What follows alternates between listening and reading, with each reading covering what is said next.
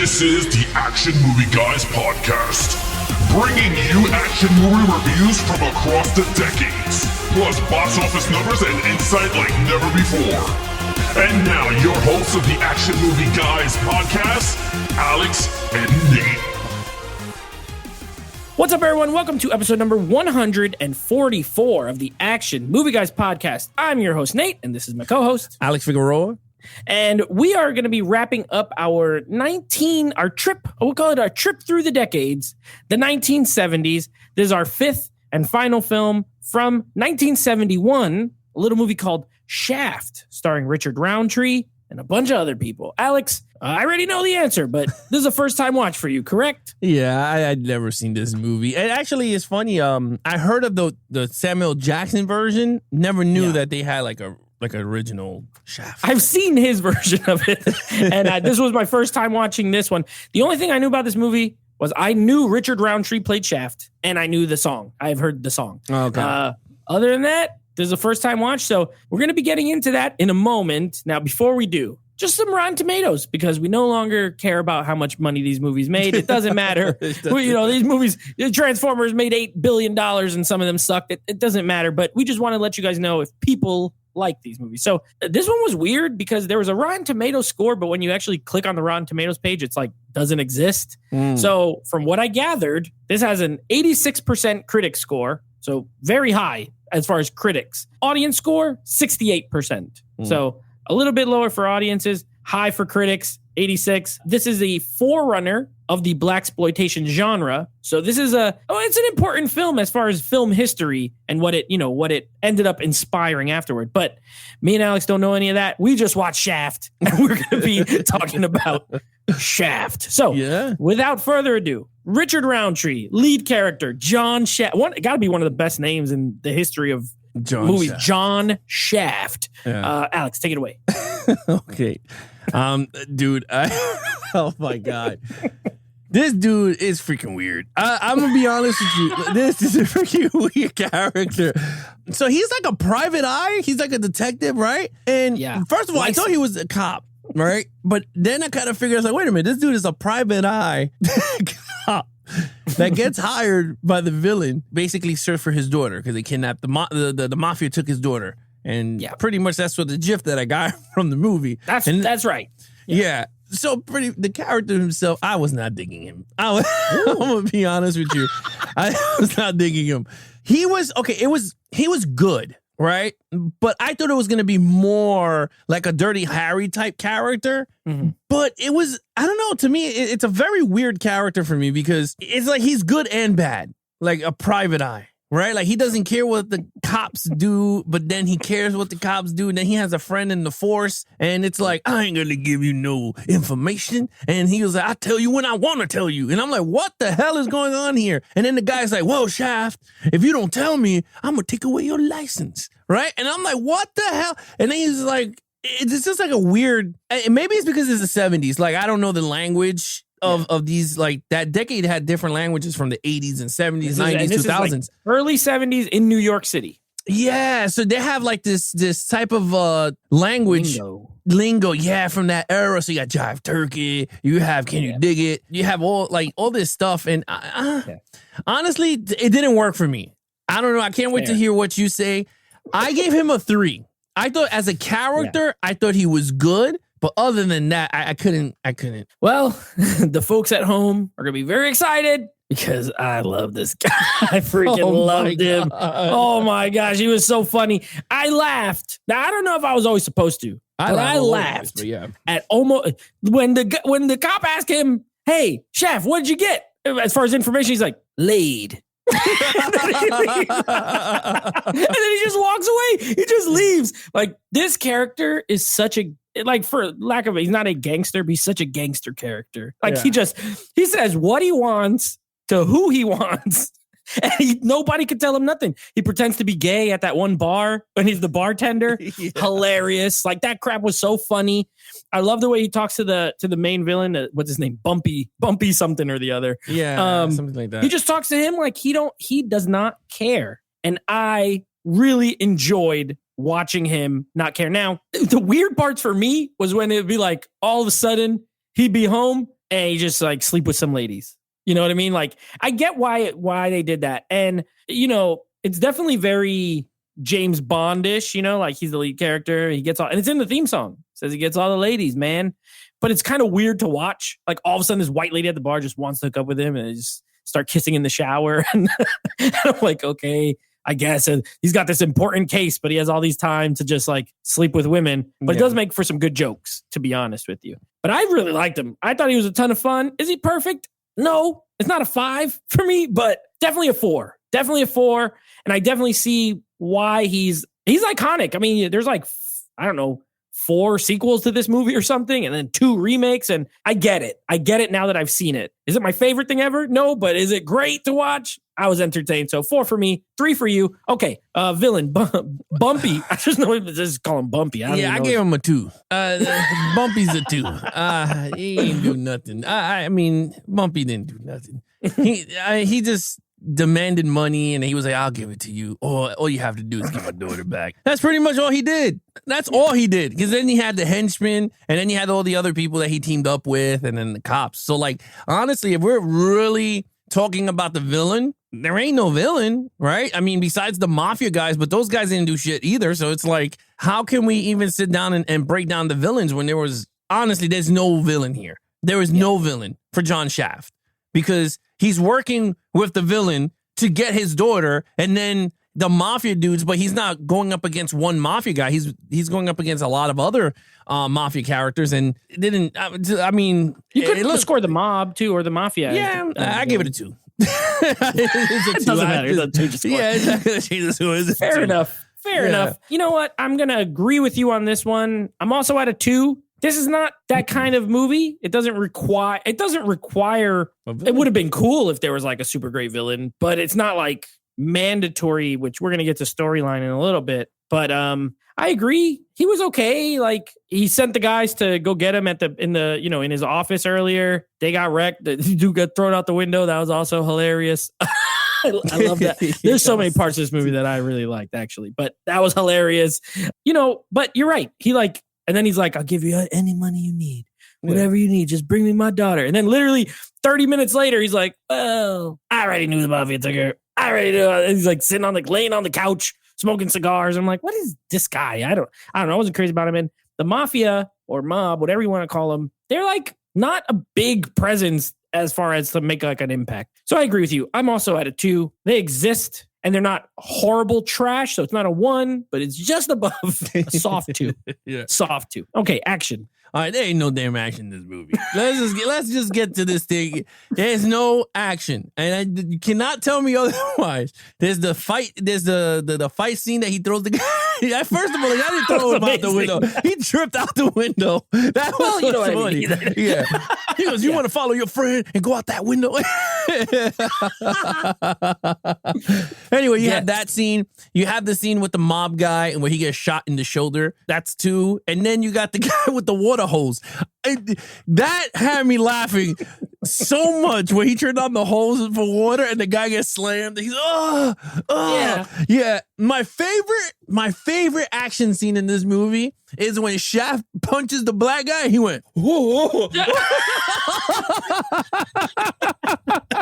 And he falls into the cabinet.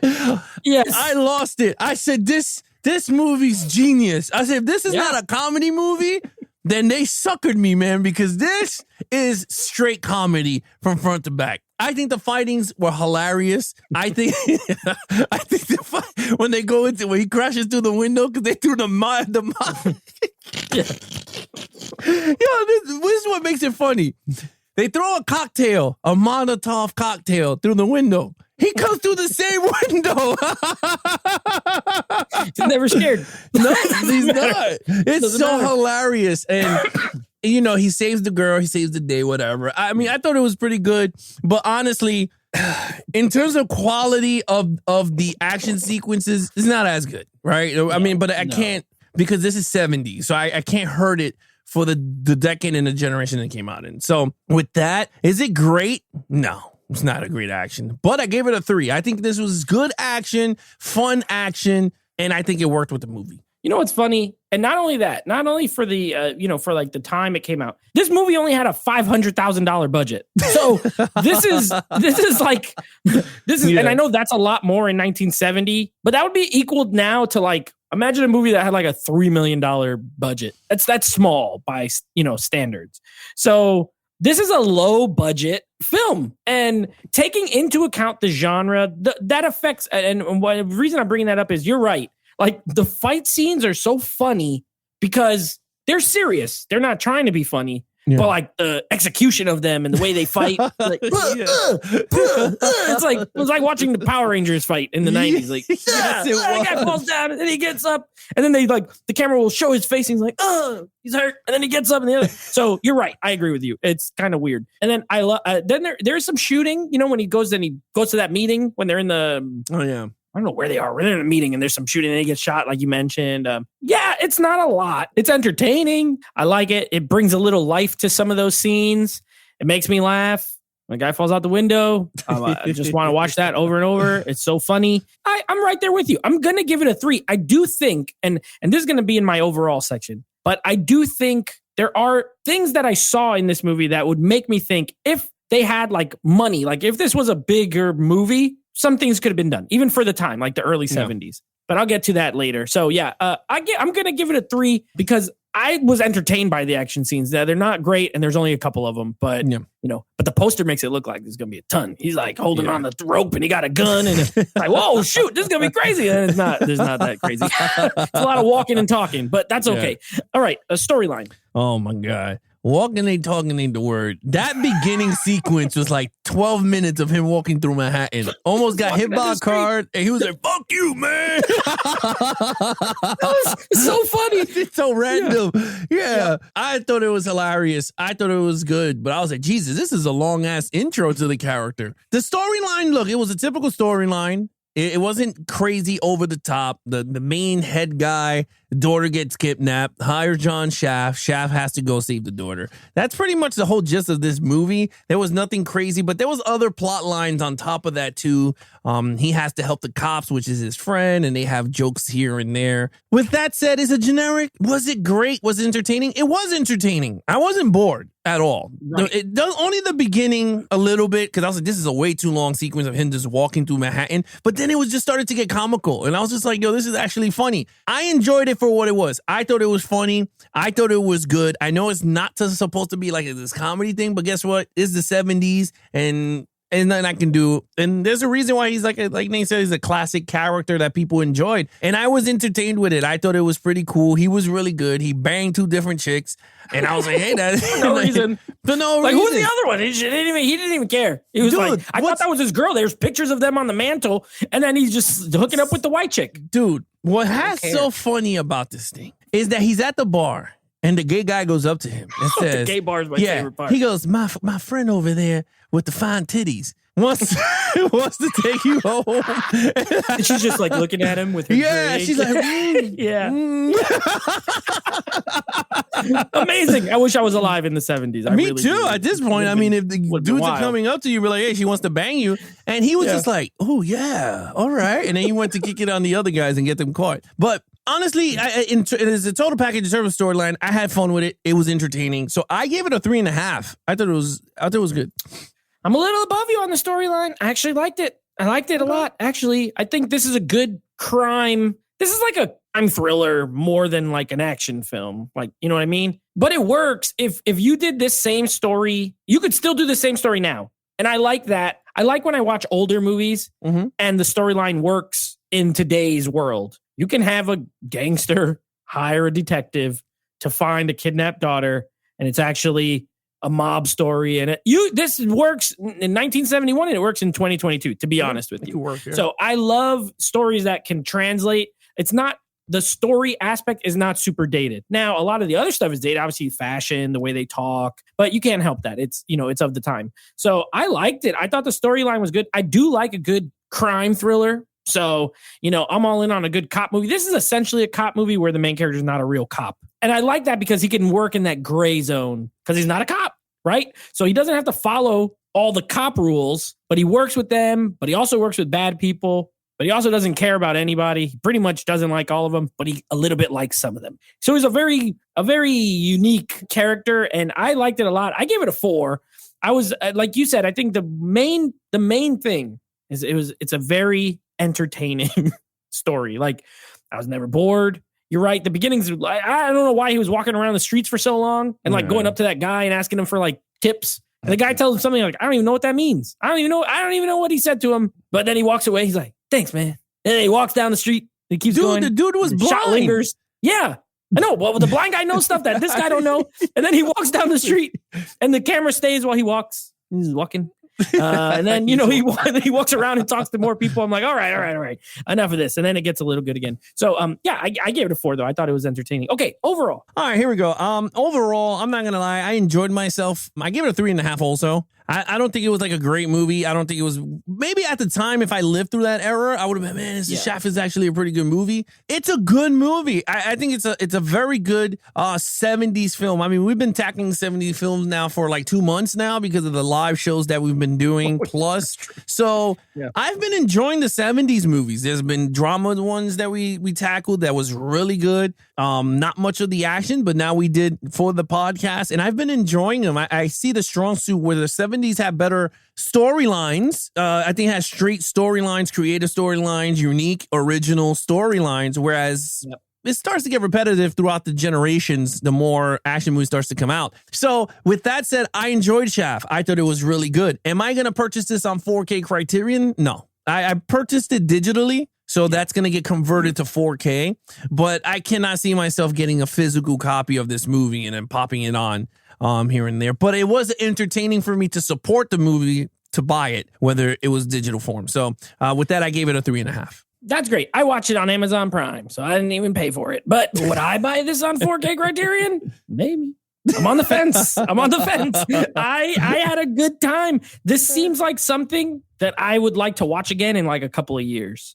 So that being said, it may make its way onto my shelves. I do agree with you. I have a 3.5, a 7 out of 10 for me. And 7 out of 10 is worth owning, in my opinion. So I liked it. I didn't love it. But what I was going to say is I think there's a lot of good in this. Number one, the music is really good. Isaac Hayes did the music for this movie. It's great. It's very 70s, but it's like soul music, kind of R&B. But I love 70s music, to be honest with you, in general, whether it's soul or a rock, or I even like disco. I love 70s music. So I love the soundtrack.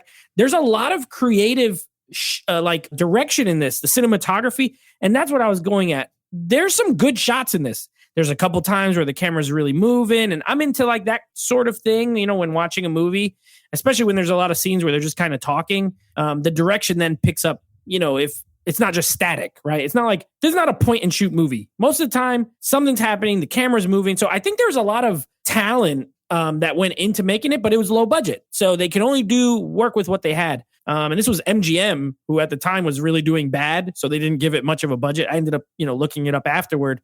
And it was like a big success for them. So that's why they ended up making a bunch more. But a good, solid 70s movie. Is the blaxploitation genre something that I've seen a lot of? No, to be honest. I'm familiar with it. The Black Dynamite. I know we talked about Black Dynamite, which is like I wouldn't call it a spoof. I would call it an homage, to be honest, to these type of movies. Leans a little more comedic, but it's an homage. I've seen that. And now that you've seen this, you could see, okay, I totally see what that movie was doing now that I've seen the original, like not the creator, but like the first big in that genre. So I really enjoyed it, but I agree, there's flaws. It's not the best. 3.5 for me. So what's your total points? I gave it a 15 out of a 25. I enjoyed, like I said, I enjoyed it. And the funny thing, you talked about cinematography and direction. There was one scene in the movie that I thought was very creative. And we've seen a lot of 70s so far within 2 months that I haven't seen. The shot was where the guy is choking him out and you saw the camera getting choked out. You saw the hands on the like camera. First person. Yeah. So I thought it worked very well for that scene. I mean, it looked funny and corny or whatever, but for that era, it actually worked. Yeah, I thought it worked very well. I thought it was pretty cool. And when Boobs, or what was his name? Bopsy or Boopsy, whatever. Bumpy Boobs was talking and he started to walk towards the camera, looking at the camera, like dead eye to the camera. And I thought that was work. It was perfect. Yeah. I agree. Yeah, there's a ton of creativity that went into this. So I'm right there with you. I gave it a 16.5.